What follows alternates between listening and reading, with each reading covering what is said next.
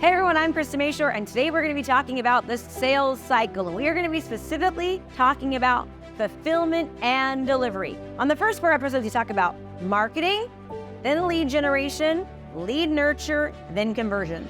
And they all kind of go hand in hand. So if you're missing one, go back and watch the other series. But today we're focusing on fulfillment and delivery.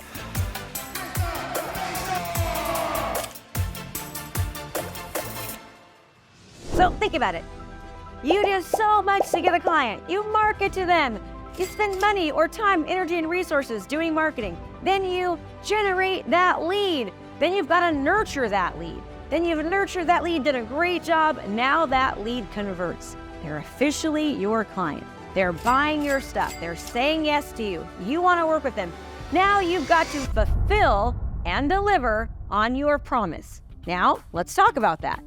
In some instances, it's just they're buying a download, right? Maybe they're reading a book. So you need to make sure the book's a good book. It's worth reading, right? Or you're giving them a resource, right? You need to make sure that that resource that they paid for is really, really good. Maybe you're putting them through a training. Make sure the training is good. You're fulfilling and delivering on the promise for what they paid for. That's kind of a given. Let's talk about you as an expert, as a coach, or a professional, where you take somebody and you are selling them you as a service. They're buying you, your product, your service. You are servicing them, all right? How do we do this? How do we make sure that we fulfill on our promise? We give them the best delivery experience. We deliver on our promise to work with them.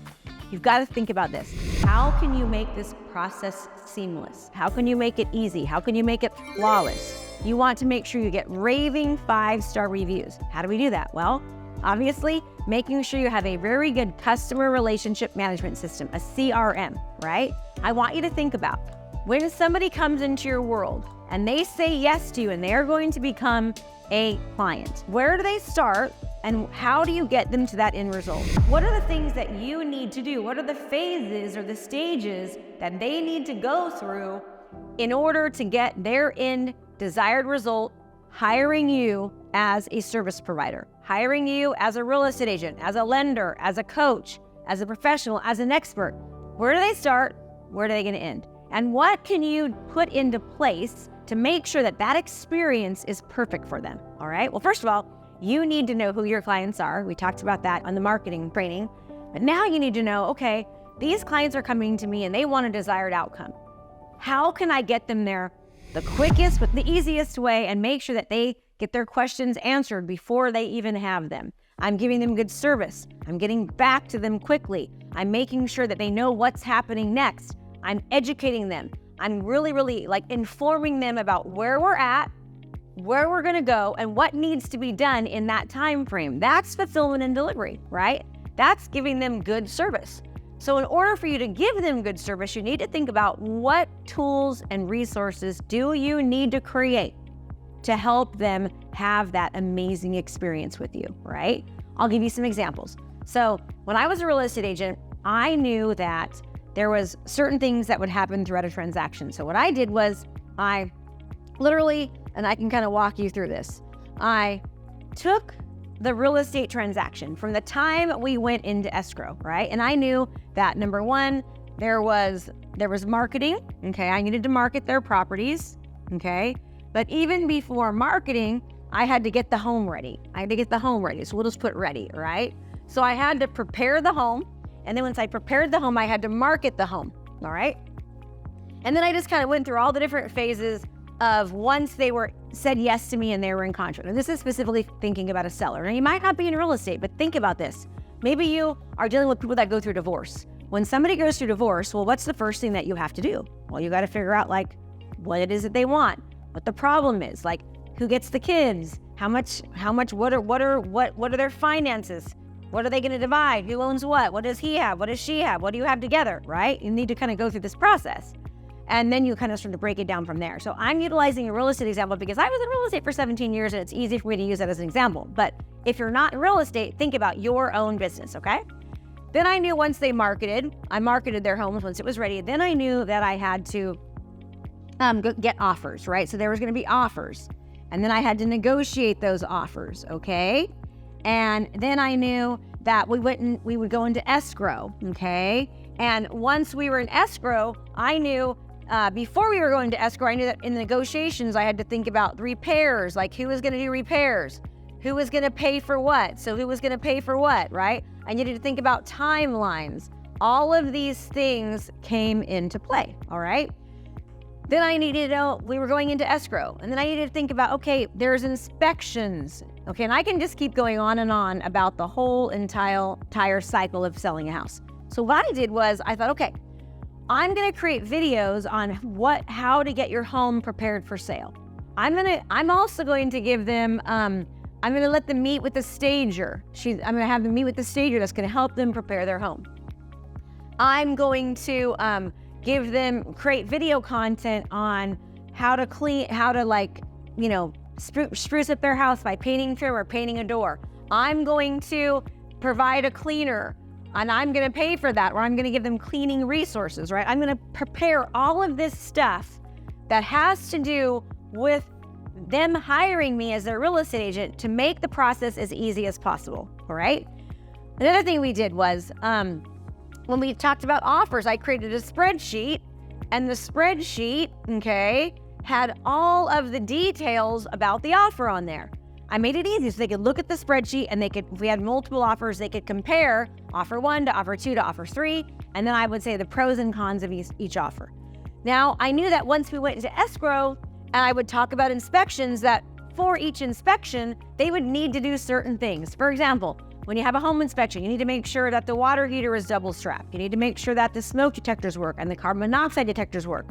You don't want to be present for the home inspection. So I would create a video that would tell them all of these things, right? I would prepare them in advance through video, and then I would call them and say, do you have any questions? Did you watch the video, right?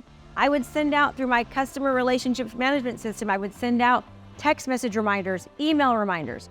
I had it in my process as a part of my system, my standard operating procedures, my SOPs, to make sure that they got text message reminders for important events and for important dates, that they got text message and email reminders about inspections and timeframes. They knew what to expect. I made sure that a part of my process to fulfill and deliver on my promise to them, that I had certain things in place as far as how often they would expect to hear from me, how I would give them information. I made sure I gave them great service, okay? That is fulfillment and delivery. So in order to give the best fulfillment and delivery process as possible, no matter what phase you are in business, you need to think about what is your client journey. From the time that they say yes to you, where are they at? And where are they gonna go? And what is all the steps in between? Now, how can I create information materials, guides, videos? How can I create a CRM with emails, text message reminders, videos, all of that, to take every phase of where they're at in their customer yes journey to me, in their buying journey, when they said yes to me, how can I make that as good as possible?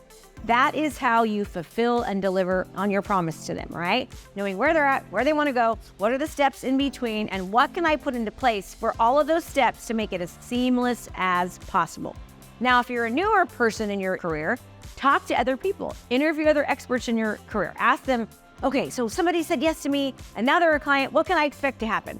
What's the journey they're going to go on? What should I expect, to go wrong? What should I expect to go right? What do I need to educate them and inform them for every aspect of the process? If you are already experienced in your craft, you know what that is. So map it out and start creating content, start creating stuff for them, resources to make that customer journey after they've said yes, right? How do you fulfill and deliver on your promise and make it the best experience ever?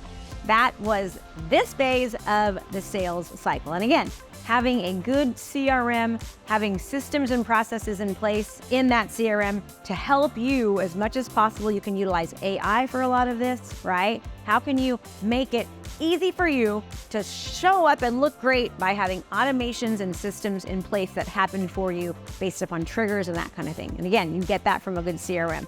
But you have to know something. You cannot take yourself out of the equation. No matter how much artificial intelligence is out there, no matter how many systems and processes or CRMs or automations, automatic text messages or emails or phone calls or whatever it might be, you still cannot take yourself out of the equation.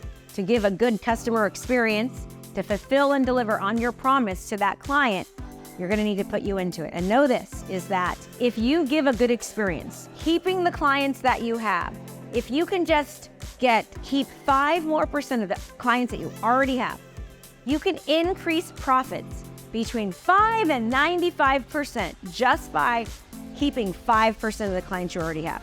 The cost to acquire a new customer is significantly more than keeping the customers that you already have as loyal advocates, as loyal clients who come back and who refer you. So important. So you're spending all this time marketing, you're generating great leads, you're spending all this time nurturing those leads. You took the time to convert them, make sure they get a good experience from you. So they'll want to keep coming back and they'll want to refer you and they'll be lifelong customers. So that was phase 5 in the sales cycle. Again, remember that if you're missing one of the phases or you're weak in one area, you do not have a complete business, and that is why, so many businesses fail so often. You need to have a complete business by having all of the phases of the sales cycle complete. This was the 5th sales cycle. Go back to watch previous ones, and we have one more, which is refer, retain, resell through rituals and routines. I'm Krista Mashore. If you found this valuable and you'd like to learn more, if you're an agent or a lender, I'd love to invite you to my 3-day virtual event where we go over the sales cycle in detail. We teach you how to utilize innovation, technology, video, and social media to dominate your markets for the cost of a few cups of coffee. Again, I guarantee this will elevate your business. So sign up for the event. I will see you there. Again, I'm Krista Mashore. I can't wait to help you out. Have a great day. Thanks so much for watching my video. You can learn more about how to be a successful real estate professional by watching other videos that I have. And be sure to subscribe to my channel. And as always, make it a great home selling and buying day.